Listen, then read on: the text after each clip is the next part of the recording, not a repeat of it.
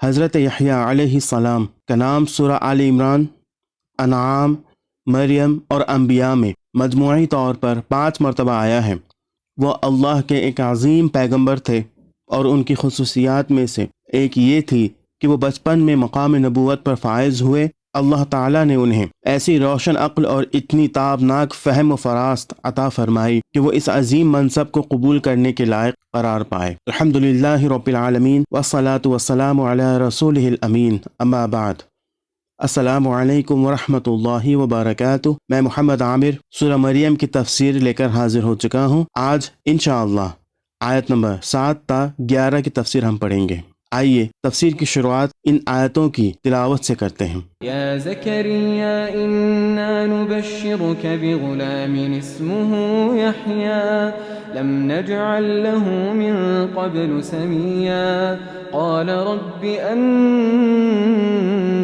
يكون لي غلام وكانت امرأتي عاقرا وقد بلغت من الكبر عتيا قال كذلك قال ربك هو علي هين وقد خلقتك من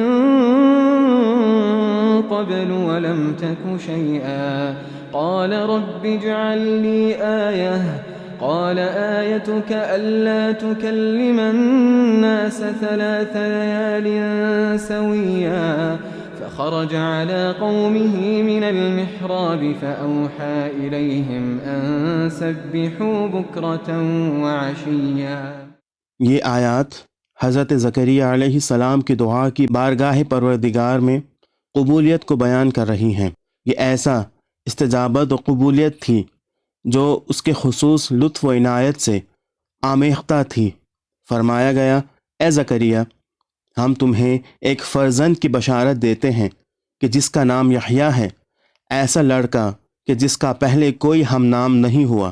کس قدر جاذب اور عمدہ چیز ہے کہ اللہ تعالیٰ اپنے بندہ کی دعا اس طرح قبول کرے اور بشارت دے کر اس کی دعا کے نتیجے سے اسے آگاہ کرے، اور فرزند کی درخواست میں ایک بیٹا عنایت کرے، اور اس کا نام بھی خود ہی رکھ دے، اور مزید کہیں کہ یہ فرزند کئی جہات سے منفرد ہے اور اس سے پہلے کوئی ایسا نہیں ہوا۔ اس میں شک نہیں کہ حضرت یحییٰ علیہ السلام سے پہلے بہت سے بزرگ پیغمبر گزرے جو ان سے بالاتر اور افضل تھے، لیکن اس بات میں کوئی امر نہیں ہے کہ یحییٰ علیہ السلام کچھ امتیازی خصوصیات رکھتے ہوں جو انہی کے ساتھ مخصوص ہوں۔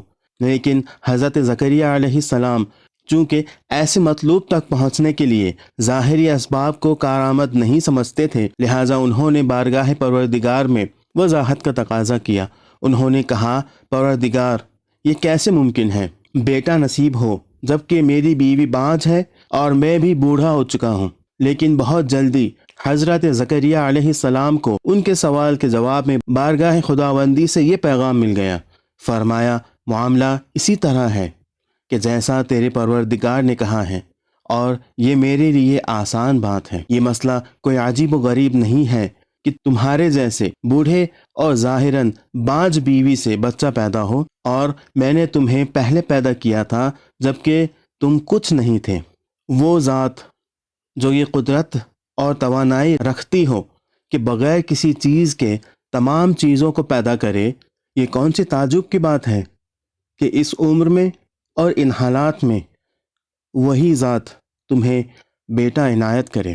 بہرحال حضرت زکریا علیہ السلام بہت ہی خوش ہوئے، نور امید لیے ان کے سراپا کو گھیر لیا۔ یہ پیغام ان کی نظر میں بہت ہی اہم اور ان کے مستقبل کو روشن کرنے والا تھا، لہٰذا اللہ تعالیٰ سے اس کام کے لیے نشانی کا تقاضا کیا اور کہا، پروردگار، میرے لیے کوئی نشانی قرار دے۔ اس میں کوئی شک نہیں کہ حضرت زکریا علیہ السلام اللہ کے وعدے پر ایمان رکھتے تھے اور وہ بالکل مطمئن تھے، لیکن جس طرح حضرت ابراہیم علیہ السلام نے جو معاد پر ایمان کامل رکھتے تھے، زیادہ اطمینان قلب کی خاطر اسی زندگی میں معاد کی صورت کا مشاہدہ کرنے کا تقاضا کیا تھا، اسی طرح زکریا علیہ السلام نے بھی زیادہ سے زیادہ حصول اطمینان کے لیے اس قسم کی نشانی کا تقاضا کیا تھا۔ اللہ تعالیٰ نے فرمایا، تمہاری نشانی یہ ہے کہ باوجود اس کے کہ تمہاری زبان صحیح اور سالم ہے، تم مکمل 3 دن 3 رات لوگوں سے گفتگو نہیں کر سکو گے، اور تمہاری زبان صرف اللہ کا ذکر اور اس سے مناجات کر سکیں گی۔ لیکن یہ کتنی عجیب و غریب نشانی تھی، یہ ایک وہ عظیم نعمت جو اللہ تعالیٰ نے زکریا علیہ السلام کو عطا فرمائی تھی، اس کی وسعت پوری قوم کے لیے تھی اور ان سب کے مستقبل پر اثر انداز ہونے والی تھی۔